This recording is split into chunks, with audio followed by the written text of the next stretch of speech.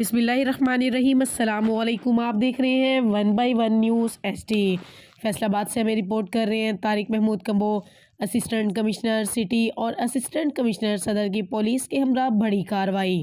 Chemical door की 500 चरखियाँ, हज़ारों की तादाद में पतंगे, केमिकल डोर बनाने वाली मशीनें कब्जे में लेकर मुतलका थाने जमा करवा दी। खूनी खेल के लिए सामान तैयार करने वालों के खिलाफ मुकदमा दर्ज कर लिए गए।